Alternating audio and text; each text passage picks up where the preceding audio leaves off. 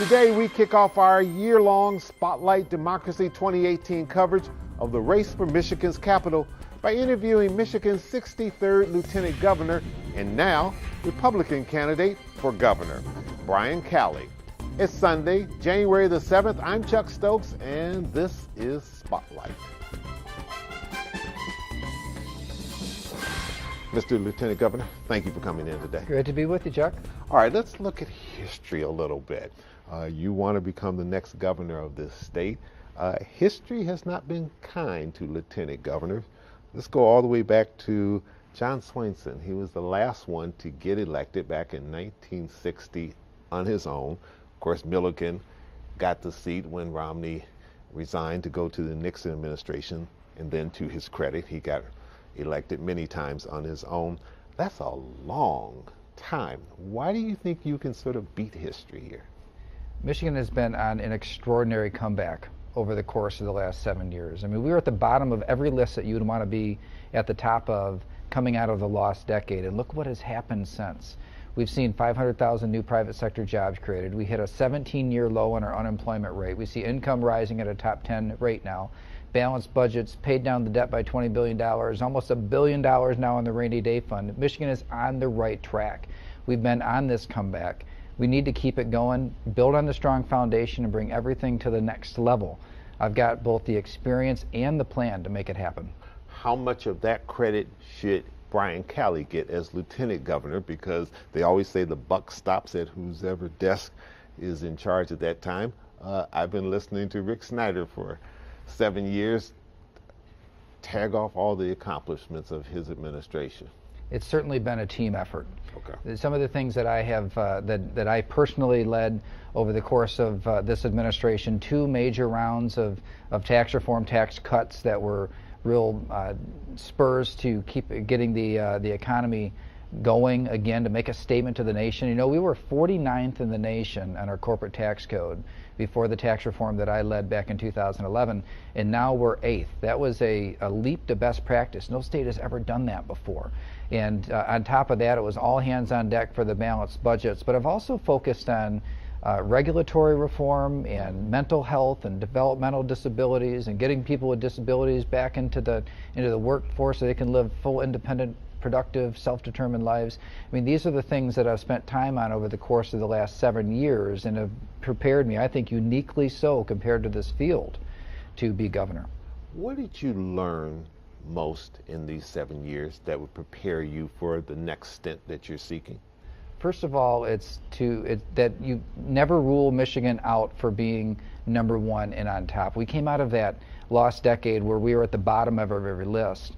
And we'd been there so long that it seemed like people were getting used to being there, that the culture of around politics was about blame and pointing fingers as opposed to moving forward and building toward the future.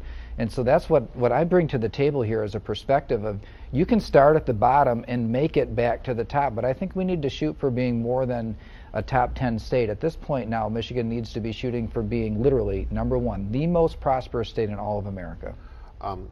Shortly before the holidays, I sat down with the governor and I asked him, I said, are you going to campaign for your lieutenant governor? He said, well, he hasn't asked me yet. Are you going to ask him to campaign for you? Well, of course. And but when it comes to the election itself, it really needs to be about the future. And that's one of the things I love about Rick Snyder. He's always focused on the future. Relentless positive action is the word we've gotten used to. You know, there's in politics, there's this political divide that keeps on growing, and so many people in politics tend to want to leverage that divide for their own political benefit instead of bringing people together around a common agenda to really bring Michigan to the next level. I mean, look what happened in Detroit. So there are people that came together in Detroit to bring that city out of bankruptcy and put it on this trajectory to success that it's on today. But that only happened because different groups that used to fight a lot oriented in the same direction, started pulling in the same direction, and look what happened. But you would admit that it's a delicate balance to try to go from lieutenant governor to governor and to try to, on the one hand, take the credit of an administration that as you said, has ticked off a number of successes, but at the same point also try to separate yourself a little bit from that administration. How do you do that without turning your back on the person that helped put you in the spotlight that you're in now? Well, sir, first of all, I'm not going to separate myself from an administration with a record of 500,000 new jobs and bringing our state back from the depths of that recession. But this election needs to be about the future. It's about where do we go from here. We've built a strong foundation. We've brought Michigan back in so many different ways. So as I look toward the future, it's really about having the best K-12 education system that you'll find anywhere in the country. That's what we need here to build that best future. It's about a pipeline for more skilled trades jobs, or connect more people to skilled trades jobs. I think we need 100,000 more over the course of just the next few years, and then to transform our social services, getting people off the sidelines back in the game, to get people back in that mainstream. It's not good enough just to maintain people at a point of dependence, but we need to remove barriers and help them in ways that get them toward independence. Our economy demands it today. There is such demand for people. We need to make sure that our people are equipped with all the things that they need in order to take advantage of the opportunities that this 21st century global economy has to offer. All right, we need to take a little break. We'll come back. I want to talk to you about some specific issues and what the legislative priorities may be in 2018. We'll be right back with Michigan Lieutenant Governor and candidate for governor, Brian Calley.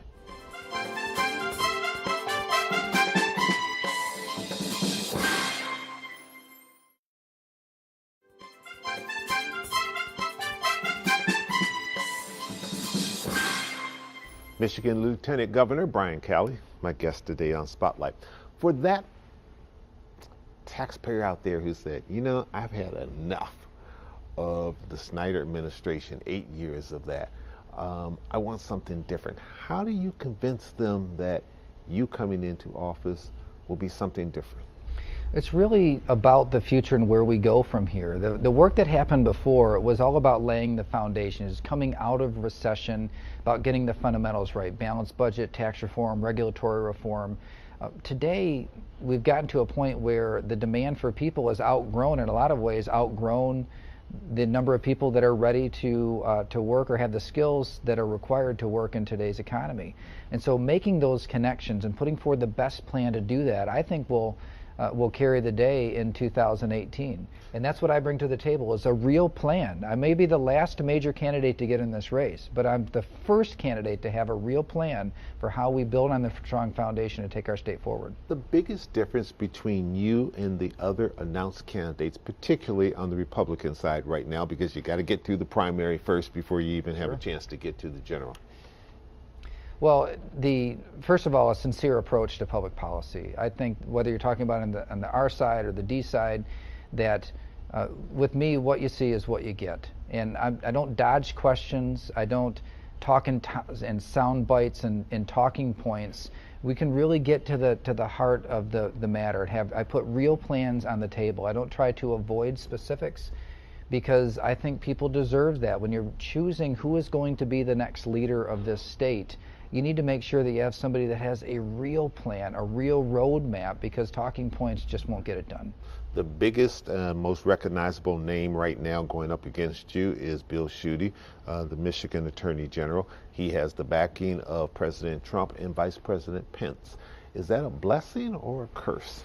Well, it depends on who you're talking to, of course, but at the end of the day, endorsements don't mean a lot here in Michigan. History has shown that you would like to have the endorsement of the President of the United States? I'll take support from anybody that I can get support from.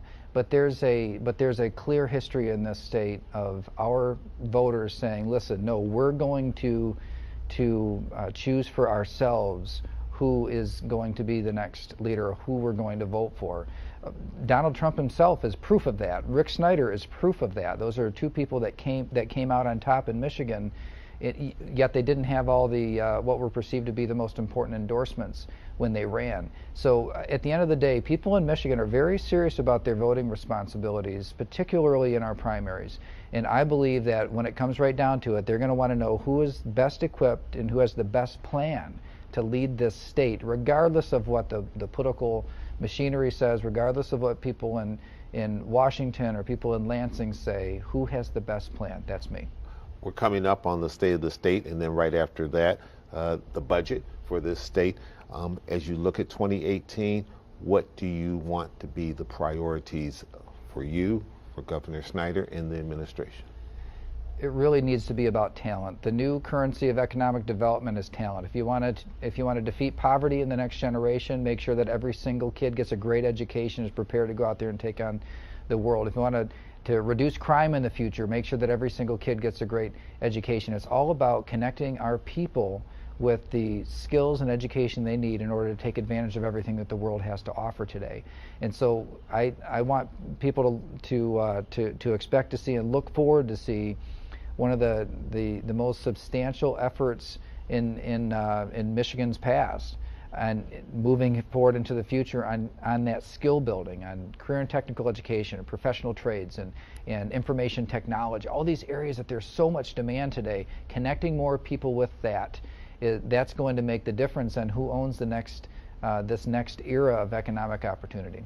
All right, we need to sneak another break in here. When we come back, I want to talk about this part-time legislature that you become the face of. We'll be right back with Brian Calley.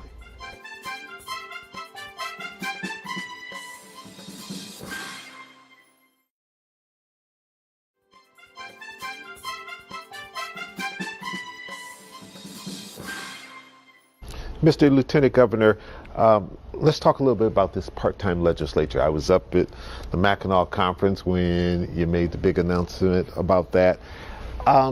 Did it get the bump you were expecting? Well, it's really not about bumps or anything of that nature. It's just about the policy itself. I first proposed it when I was in the legislature, and especially seeing how inefficient the system operates just by the way it's constructed. Most states around the country operate on a part-time basis. They get along just fine without making new laws all year round. And I was surprised to learn how unusual Michigan's form of government is. That there's really only 4 states that operate on as full-time a basis as we do: California, New York, Pennsylvania, and Michigan. Why are you convinced that this would be better way, cleaner government, and would make the process better? You've been in Lansing. You know how powerful the lobbyists are. Many people look at this and say, well, you're just making the lobbyists even more powerful. They're going to be the ones running Lansing, and it won't be our elected representatives. They aren't going to come and go. They aren't going to have to learn where the bathroom is. They already know. It's actually the opposite. The reason why the lobbyists all oppose this, and as far as I know, every single one opposes it, it's not because they think it gives them more power, it's because they have less power. When you decentralize a system, when you have people that live and work most of their lives outside of that 6-block fantasy land of our capital and lawmaking process, when people are living their lives out in the real world, where with the community that they represent, the influencers within the Lansing area, well, their job gets 100 times harder, because they have to go out there and lobby in the context of the communities that people represent. So in other words, we're not bringing people all together in one spot all year round. They've got communities that they're living and working in all year round, and they just get the important work done and go back home. That go back home part is so important when it comes to reducing the influence. And for those critics who say this favors those who may be more independently wealthy because they can afford to do something part-time, where others can't do that, it'd be difficult for a school teacher to take off and do something like that, what's your argument to them? Will this really be representative government at all levels? It will be. More people will have the opportunity to serve. Today, when it's full-time year-round, in order to serve, you have to completely be able to abandon your career for 2 or 4 or 6 years and then start over. There aren't very many people that can do that. And so if you look around what's happening in the other states around the country, you'll find that it's not, you get people from all walks of life that are engaged and involved. And here in Michigan, I think we have the most restrictive type of government in terms of the number of people who could serve. You have been a champion for autism because of your daughter. You certainly have received awards for this. You have championed, you've signed bills for this. If elected governor, what else would you like to do along the mental health issues? there's a lot of work still yet to be done. And I think of it as brain health, everything, health care from the neck up. So whether it's mental health, developmental disabilities, addiction, we need to make sure that we support people. Early identification of problems and early support, therapy, treatment can make all the difference in whether or not a person goes out there and lives an independent life where they're making decisions for themselves and how they want to live. And so that early intervention is important. That's why I think things like early on, for example, 0 to 3-year-olds, where if the more effective we are at identifying issues that early on, the more successful the interventions are. And the better we are at those interventions, the more successful people will be in their lives. Auto insurance reform, some are saying if there's one thing that may eventually block the progress that we're seeing, particularly in some of our urban areas, of which the Snyder administration and you have taken great credit for, the advancements in Grand Rapids, Detroit, and other places, it's that people can't afford this insurance, and that we're one of the few states that still have this no-fault insurance, and that maybe its time has passed. This seems to be something that is difficult for Lansing to get through. What's going to change that? Can anything change that? This last effort to pass a very comprehensive auto insurance reform bill, I think essentially what happened is it collapsed under its own weight. In other words, there were a half a dozen major policy changes wrapped up in one bill. And there was also infighting within the own GOP. Well, there was the GOP is a big tent, so it's not unusual to find disagreements underneath that tent. But the thing that is that makes it difficult to get a comprehensive bill passed is when you put a bunch of reforms in a single vote, everybody can find a reason to vote no. There are some things that I think that would make a difference, but also would be consensus or near consensus. If you put a fraud authority in, and you gave it real teeth. I mean, a fraud authority that could go out there and root out the problems within the auto insurance system today, that you could get everybody a win together. Republicans, Democrats, I think generally could come together on that one. You could make some progress in reducing auto insurance rates, especially in places where they're the highest, and then go from there. It doesn't have to be just one vote with all of these things in it, and I think that's where it's not necessarily the policy itself as much as the strategy in moving forward. Take pieces at a time that the system can digest, make some progress, get some wins together, and see where you can go from there. If there has been a downfall of the Snyder and Calley administration, many people would say it was what happened in Flint. Virg Bonero was on Off the Record not too long ago, and he said Flint would have never happened up under him because he wouldn't have run the state as, like, quote unquote, a CEO, that his antenna would have went up when he heard that there were problems there. One, do you agree with that? And two, is that, in your eyes, the biggest failure of this administration, and how much of that do you bear for this? Well, I'm the type of person that always looks forward, and what I decided to do when it came to Flint was to literally move my office there, to work shoulder to shoulder with people on the ground in real time. I worked so much in Flint in 2016 that I filed a city income tax return for the city. Me personally, because that was my place of work. And that's the type of leadership that I bring to the table. When things go wrong in the political system, unfortunately, some people just look backward, point fingers, cast blame, and have arguments about the past. I'm about the future. The people of Flint needed somebody that was willing to be there with them on the ground, making things happen, moving forward on infrastructure, on education, on economic development, on nutrition, on healthcare, all of those things that I was engaged and involved in. And that's the leadership that I bring to the table when things go wrong. And you can tell a lot about a leader, about what they do when everything's going right. Well, that's easy. Anybody can do that. But when something has gone wrong, what do you bring to the table? Results, and rolling my sleeves up and getting work done. That's what I bring. All right, one more break. We'll come back, a couple final questions, and we'll wrap it up for the day. We'll be right back. Stay with us.